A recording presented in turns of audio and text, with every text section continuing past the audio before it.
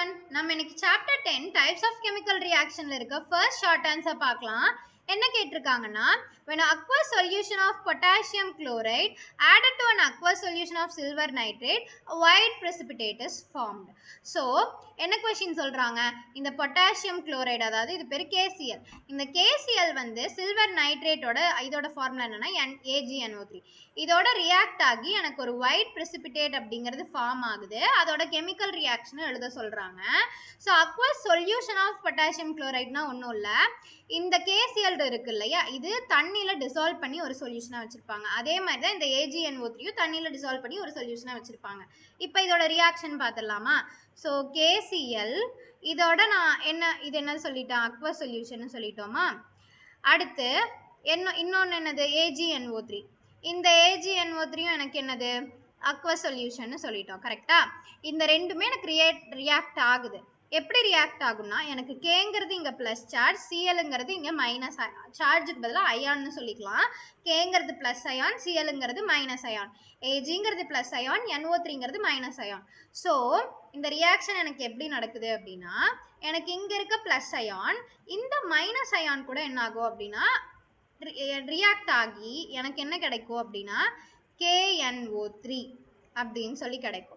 அதே மாதிரி இங்க இருக்க மைனஸ் அயான் எனக்கு இந்த பிளஸ் அயான் கூட ரியாக்ட் ஆகும். அதாவது அந்த Cl Agயோட ரியாக்ட் ஆகி AgCl அப்படின்னு சொல்லி எனக்கு கிடைக்குது.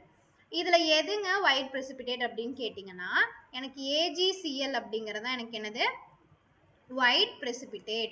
இந்த white precipitate அப்படின்னா ஒன்றும் இல்லை, எனக்கு இந்த ரியாக்ஷன் நடந்ததுக்கு அப்புறம் இந்த AgCl என்ன ஆக ஆரம்பிச்சிருக்குன்னா, எனக்கு அந்த ரியாக்ஷனுக்கு கீழேயே என்ன ஆக ஆரம்பிச்சிருக்குன்னா தேங்கி நிற்க ஒயிட் கலர்ல என்ன ஆயிருக்கும் அப்படின்னா டிசால்வ் ஆகாம தேங்கி நின்றுட்டு இருந்திருக்கும். ஸோ அதனால தான் இந்த AgCl அதாவது சில்வர் குளோரைடு அப்படிம்பாங்க. ஸோ அது வந்து என்ன இருக்கு அப்படின்னா ஒயிட் precipitate கீழே வந்து நின்றுருக்கு.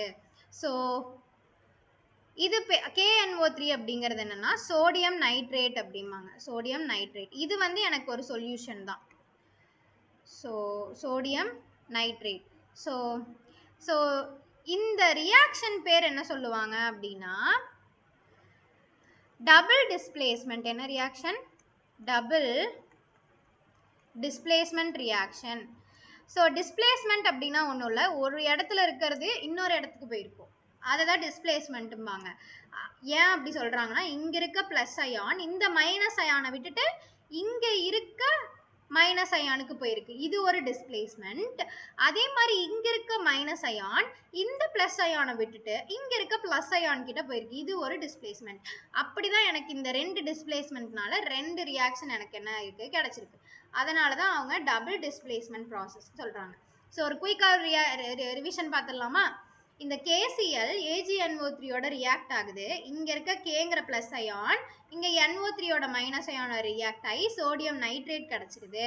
இங்க இருக்க Cl ion Cl minus ion இங்க இருக்க Agயோட ரியாக்ட் ஆகி AgCl ஒயிட் precipitate அப்படிங்கிறது என்ன ஆயிடுச்சு, எனக்கு ஃபார்ம் ஆயிடுச்சு. ஸோ அவ்வளோதான், இது டபுள் டிஸ்பிளேஸ்மெண்ட் ரியாக்ஷன் சொல்றாங்க. So hope you all understand. Thank you.